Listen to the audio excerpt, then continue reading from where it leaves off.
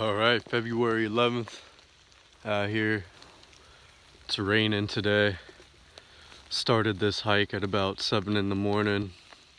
Been up since about 2 in the morning, 3 in the morning, but just kept falling in and out of consciousness. And but yeah, I love. I really enjoy walking in the rain. That's probably my favorite time to um, go for a hike, go for a walk, because it brings a whole new level of serenity. It's very calming, very peaceful, and usually people aren't out hiking on a rainy day, and just being barefoot makes it even better.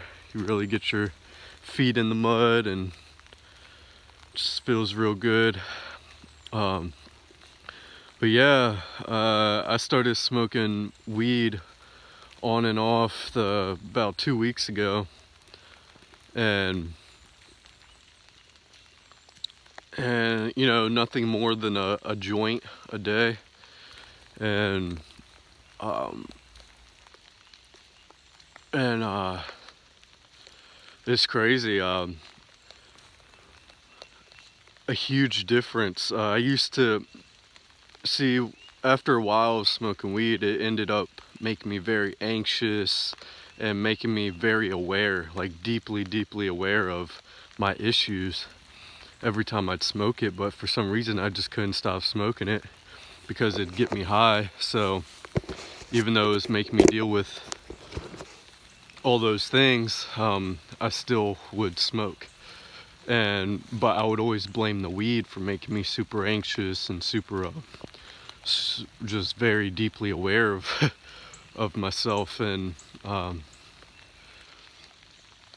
it's crazy because I smoke weed now, and one, hardly any of an effect.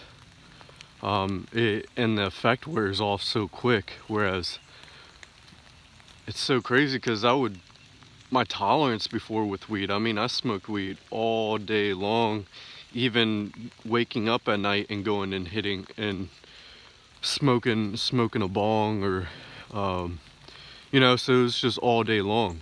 And I mean, I smoked a lot for a few years, where it was just every day, all day, from the time I woke up to the time I fell asleep, to even in my sleep. And I mean, blunt after blunt, rolling the next blunt, be hitting the bong until that next blunt's rolled. Um, just doing all kinds of activities. And but yeah, so I picked up smoking about 2 weeks ago.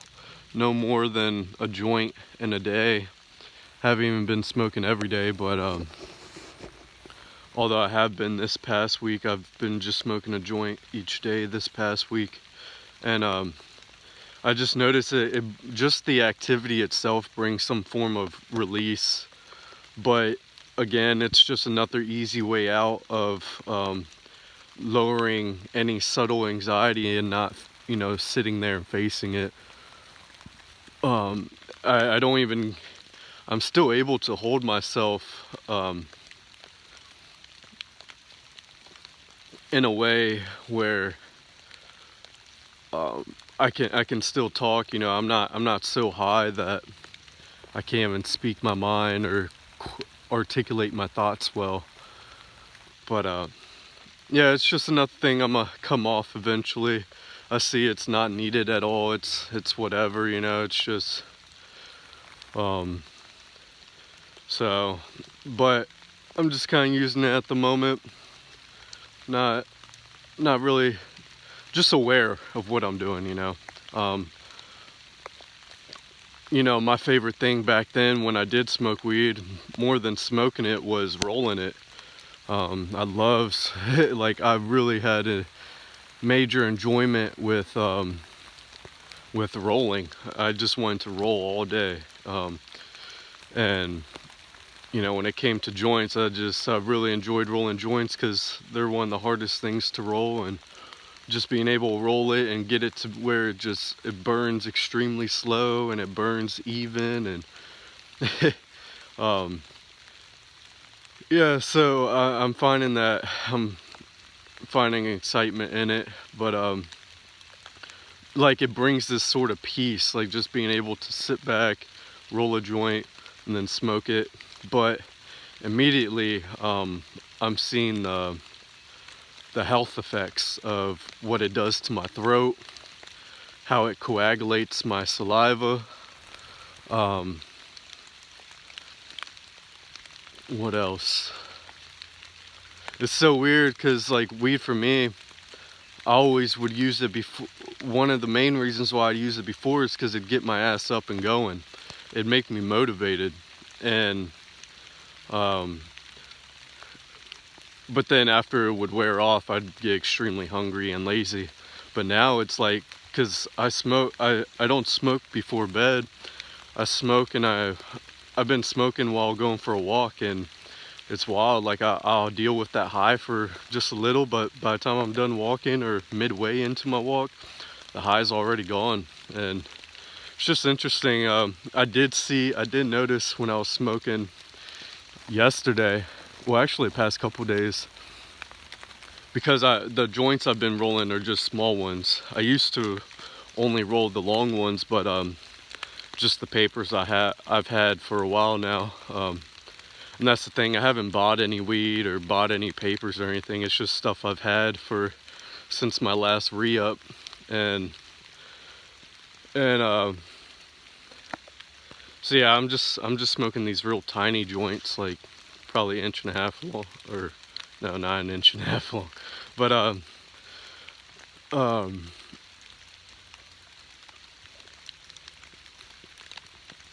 yeah, so gosh.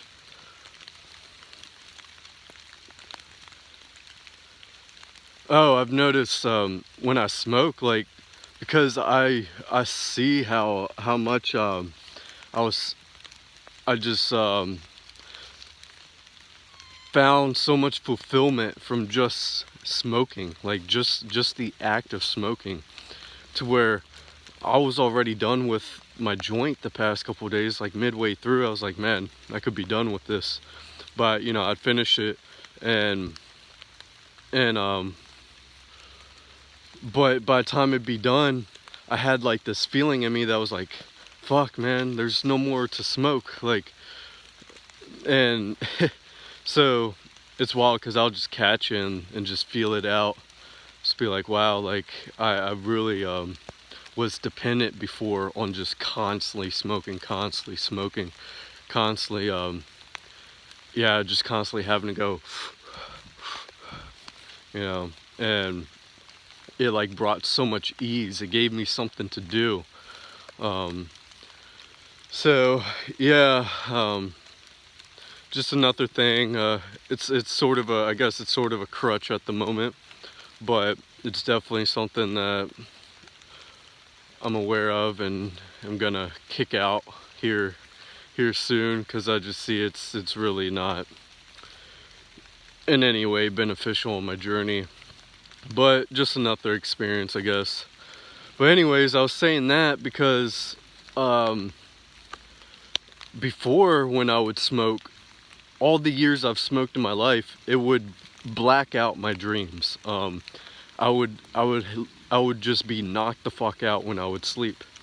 But that was probably because I would smoke, and then by the end of the day, I would just gorge so much that I would be extremely bloated and full, to where it just knocked me the fuck out. But now, because I'm not doing that, these past 4 days, I've had extremely vivid dreams. I've always had very extremely vivid dreams, to where like I actually feel like I'm in real life and moving around and making choices and such. But it's wild. These past few days, each night, just extremely vivid dreams, and they all correlate with my healing journey. Like every dream just seems like a test to my journey. My dad talked about this in the video. I've actually been talking to a buddy about his dreams recently, and what it seems like to me is the dreams bring out the truth in me and in me, you know, with where I'm at mentally, emotionally, physically and such. Because, so for example, there was a time where I was doing like semen retention, and I'd be telling people, yeah, I broke my addiction to sex, but really I was just abstaining from sex. But in my dreams, anytime that moment came up to have sex, I was all for it. And same with food. I'd be trying to break my food addiction, but when my dream would come up, man, I would be the biggest glutton you ever met, you know. Just, it was like I saw my dream as the opportunity to actually indulge in my addictions.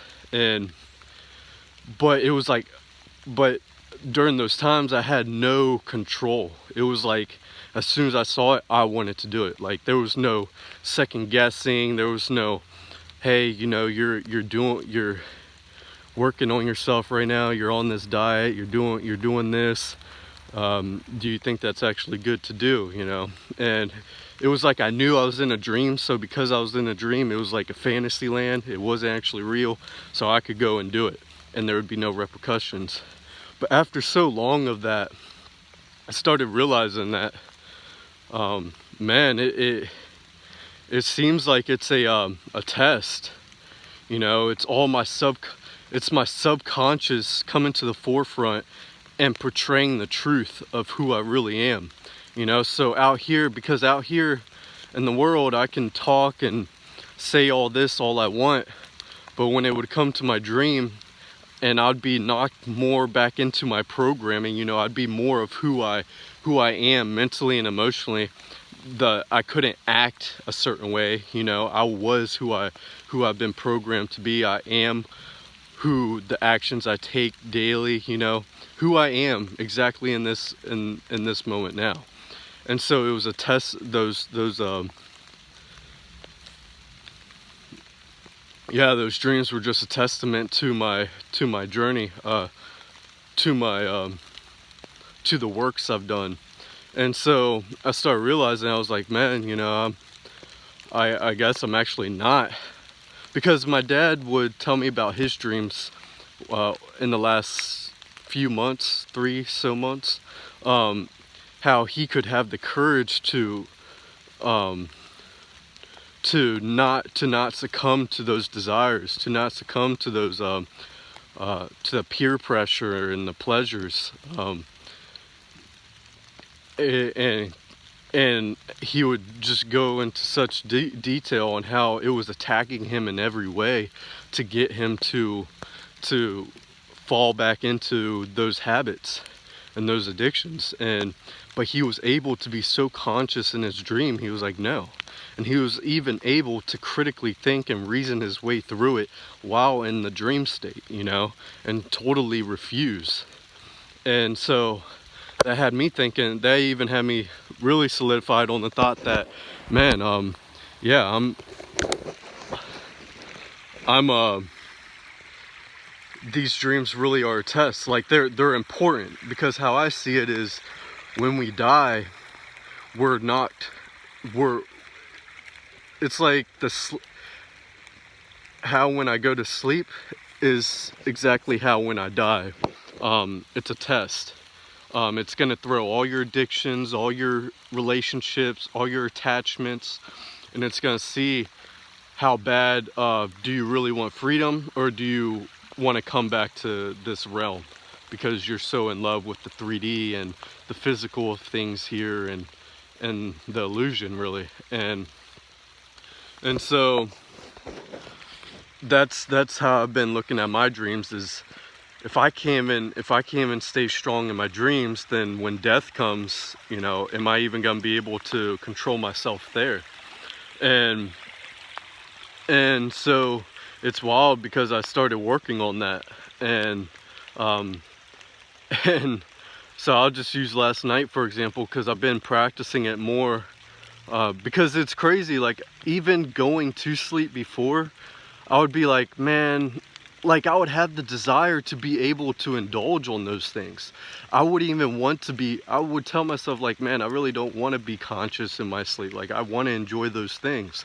So that's something to note right there on how even though it's so fake and everything, like you're not even tasting these things, you're not even experiencing these things, yet instead of being courageous in my dream, I just want to go ahead and be a glutton, you know? I just want to go ahead and be a consumer. And so that's what I would do. But now I've been been going to sleep with the intentions of, you know, I want to be aware. Although I've been aware, but I want to be aware to the point where I'm making my own decisions, you know? And so last night, for example, I had 7 rolling dreams. And it was crazy because I'd go for like a run, or I'd have to run back and get something from my last dream. And then I would go do that, and then it'd lead me to another dream.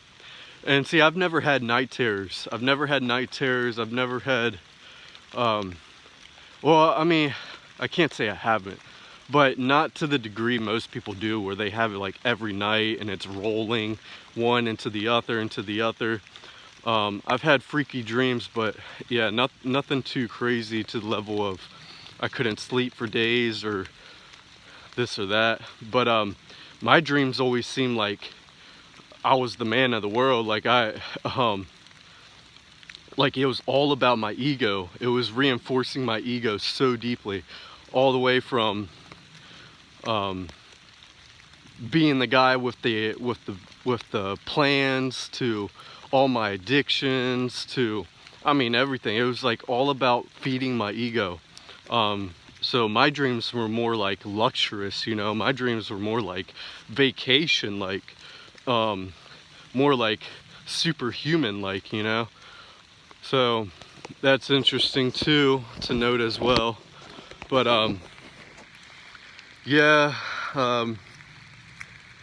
but yeah, so last night, I can't remember I could go into such detail if I sat down and actually thought about it all, but I'll be pretty brief. And it started off with, shit, what did it start off with? It's just crazy because like people have cut off, like my Christian friend, how I had to just completely cut him off recently. He was in my dream, and what happened there was, I think before that, I had refused eating cooked food, eating processed food, eating all this baked goods and things like that. I refused all of it. I was like, no, I'm juicing. I was like, I can't do this. So I was conscious that I was making conscious choices there. Like I was telling myself, I was like, no, I don't want this shit. Like I don't eat that shit. And then it went into being religiously bashed and ashamed. You know, because I stood up for myself. I spoke my truth. I was like, fuck God, like I don't follow that shit. And standing up for myself in multiple ways on that, and speaking my truth, speaking the truth. And yeah, just in front of it was that time, it was with my buddy who's a God lover, and it was like a big group of people. I think it was like his family, and we're all at some like household type deal, but it was like 30 people and counting. And yeah, just getting bashed and shamed and felt guilty. But I was sticking to the truth. I was like, man, no, I'm not falling for this shit. Like I don't care if y'all ridicule me. And so it went from that, and then it went, and this is very like scattered. Like I said, it was 7 dreams, but this is very brief. So much detail in them to where it was like very interesting stuff. It correlated a lot with my childhood, with the way I was raised, with how I upheld myself. But it came to this one point where I was sort of like when I went from one dream to go back to get something, it led me to this other door, and I ended up with my Uncle Charlie, and it was like this get-together type deal, and they had me watching the kids in one of the rooms, me and all the kids ended up in one room, and I was just playing, because every time I get together with my family, I'm always the one on the playground with them. I'm always the one running around with them. I was never really the one to sit down and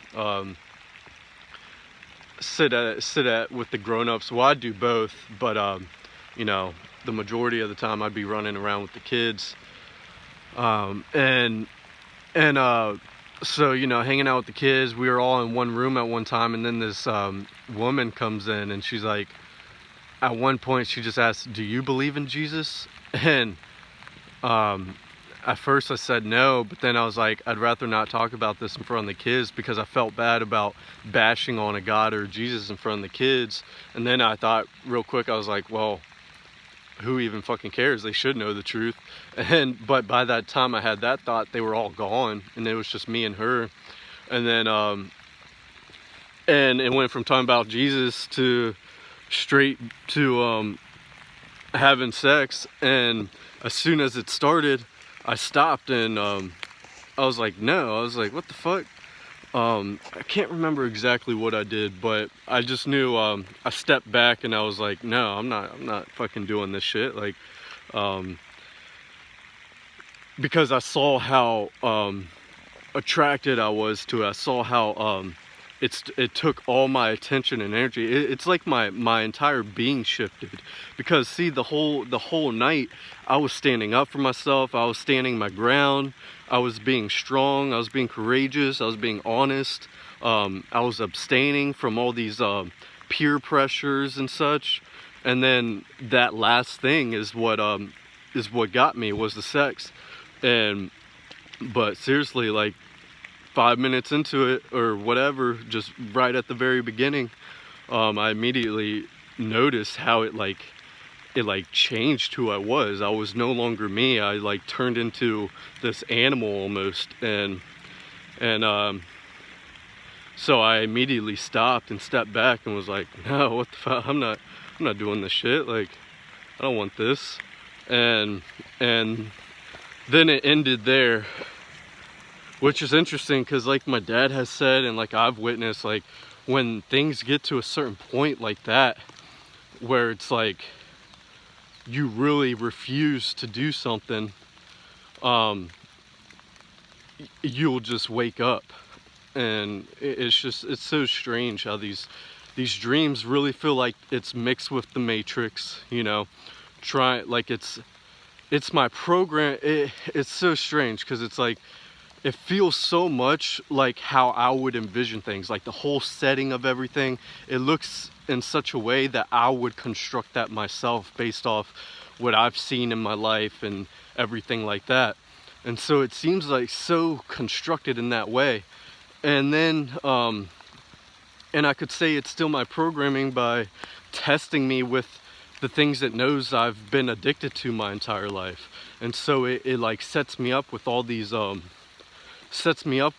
challenges throughout the night, with all these activities and meeting certain people and this and that. And so it though it seems so much of like my own programming scripting the entire thing, I definitely know, you know, because of the signals of the Matrix going on 24/7, that's definitely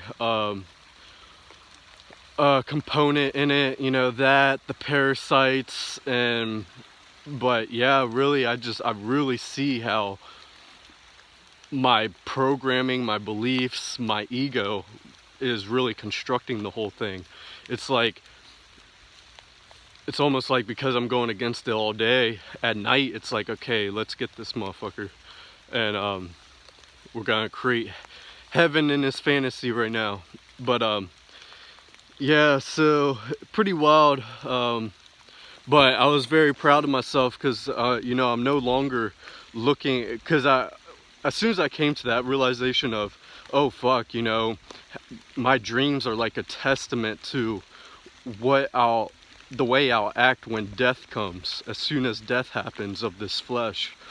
And so I was like, damn, you know, that's pretty serious, because if I'm if I'm very attracted to falling back into my old ways and seeing it as a way to, that means I still have an attachment to those things. I'm still addicted to those things. I just say that I've overcome certain things, but I really haven't, because I love when I go to sleep and I can dream about those things and be a complete glutton and mindless minion and, you know, an addict, be a complete addict and feel like there's no repercussions, but really there is, because it's actually the truth of what's going on.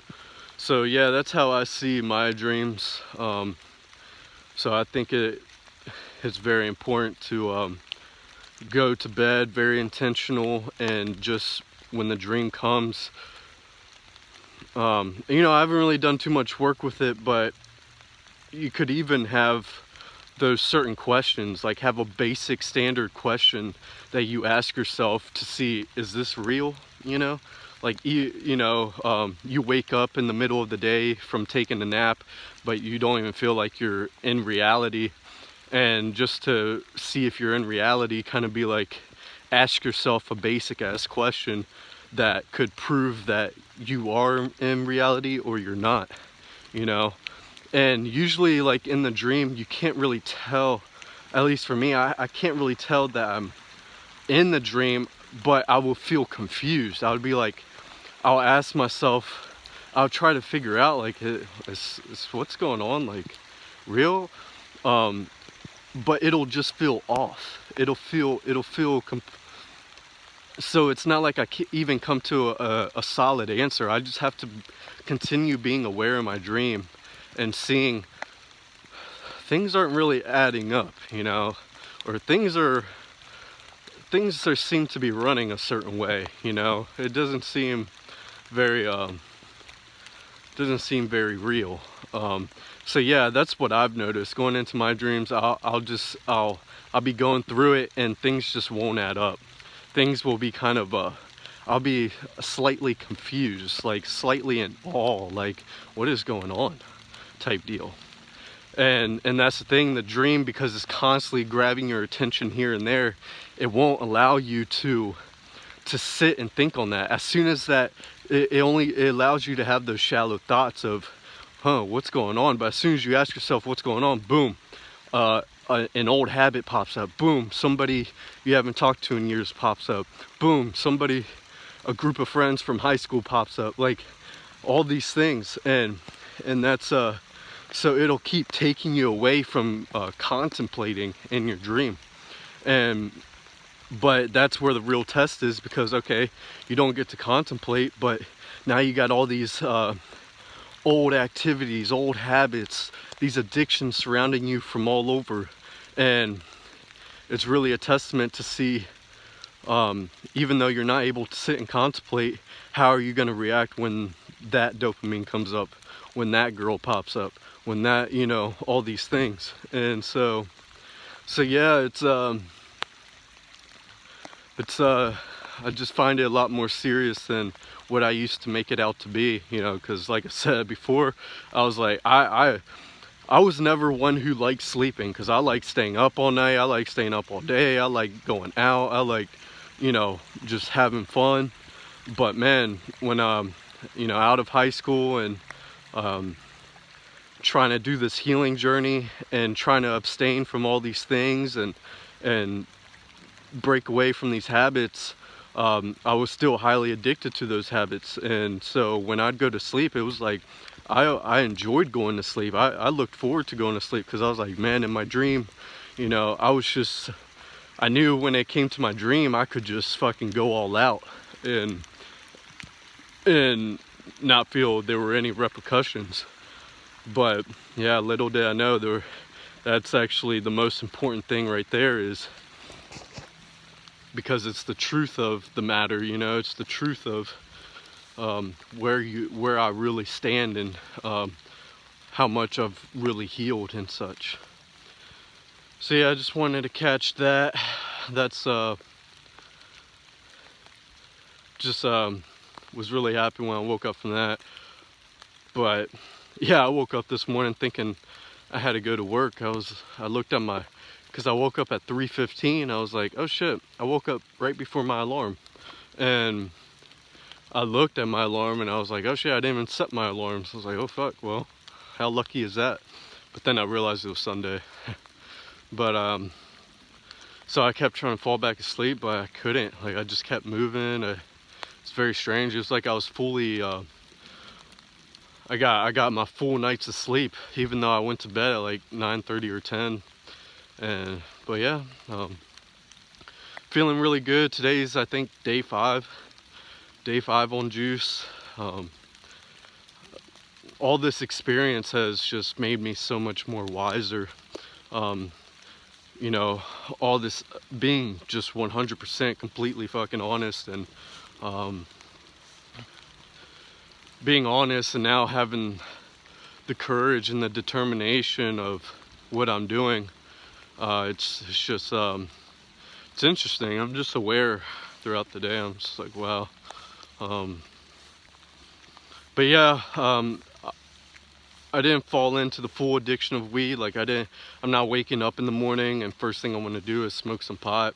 I notice the only time I get that urge to smoke is when I'm at work, and I see that's where everything really transpires, where it really feels like I start hitting my low, is when I'm at work, because I'm doing something I don't want to fucking do, and it's just so deadening to the soul that, like, all I want is a dopamine hit. All I want is some, like, ease to the mind.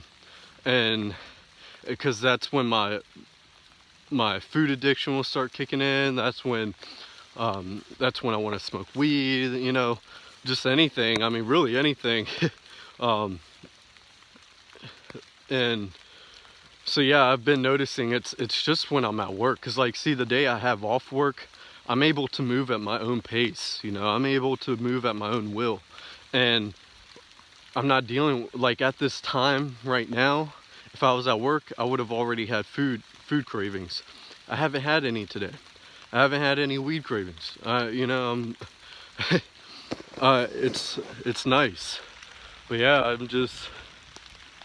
I'm able to go straight for a walk. Like, I'm looking to walk this trail for 20 or 15 and 25 miles, depending when I get up to this mile marker 10 up here. And yeah, just gonna walk. It's rain. I didn't expect it to rain today, so that's pretty awesome, because, like I said, it's pretty much my favorite setting to walk in. It's like so serene, it's so calm, it's so peaceful. The air is even more fresh, you know, so the breaths are nice and full and clean. And yeah, just digging on thoughts too. Yeah, so just enjoying the day, and then back to work tomorrow. But no, I'm not even thinking about that. I got a project I'm working on, and just, as well as breaking free from this matrix every second, every moment that it gives me the opportunity to. So taking it moment by moment, because that's all I can do. It's so nice because I no longer force. I no longer am forcing. I observe every moment that comes, because I don't need to force my healing. Each moment will bring up what needs to be brought up and faced, so, and acknowledged, you know. And so I allow my day to just work itself out. And, like, there's no plans to work on childhood trauma today. There's no plans to work on this addiction today. It's just whatever the next moment brings me. Yeah, whatever the next thought that comes up, whatever I'm naturally drawn to, and the natural reaction to each moment that comes. So that's the thing, you know, this healing is so fucking simple in those terms of, you don't have to force anything. You don't have to get up and exert any energy for anything. Like, you don't have to go and seek for anything. It's literally just being present, fully present and aware, and observing how you're reacting or acting or how your state of being is in this moment and acknowledging it and then addressing it, you know, not just going through floods of emotions, 50 different emotions, and within 2 minutes, and not, and or because see, you can acknowledge those, but it's the whole questioning into it, you know. Stop. Okay, I'm feeling this right now. Well, why? What was I doing before that led me to this? What am I not doing that will usually take me away from feeling this, you know? And just digging into it, not letting yourself shallow think, not letting yourself just be living in reaction. And you know, we're not to the point where we can just be living instinctively, because our instincts come from bad programming. And yeah, but yeah, so just want to share that about my dreams and about me smoking weed again. But yeah, weed hasn't been making me crave food. That's another thing. I really see weed reveals a lot of yourself. Do you need it to do that? No. That's where you can either smoke weed or you can be completely 100% honest with yourself. You choose which way you want to take. Because I see when I'm in that state of just really being open to what is and just being completely honest about it, that reveals a shit ton to me, you know. But I could also take the easy path and just smoke some weed, which takes a lot of time and attention, from rolling it to smoking it to everything else, and then have to wait for that to kick in. You know, that entire time, instead of doing all that, I could just went straight into being open and honest and receiving, and that entire 15 minutes it took to roll it into getting halfway through of smoking it, it's like I could have already done so much work in that moment. So it's just things like that I'm aware of. But yeah, you know, weed really does reveal a lot to me. Like I was saying, I was tying that in with the food thing, because people think, oh, when you smoke, you become a fucking foodie, and for me, it wasn't always like that before. I was just a foodie in general. So, but I had noticed every time I'd smoke, it would take away my hunger. Like when I used to fast all the time, I would smoke during my fast because it would just take away my hunger completely. And it would make me want to do things. It would make me want to be active. It would make me want to go for a walk or something. But then, you know, after it wore off, I would get extremely hungry. But now when I smoke, I don't need to go to sleep.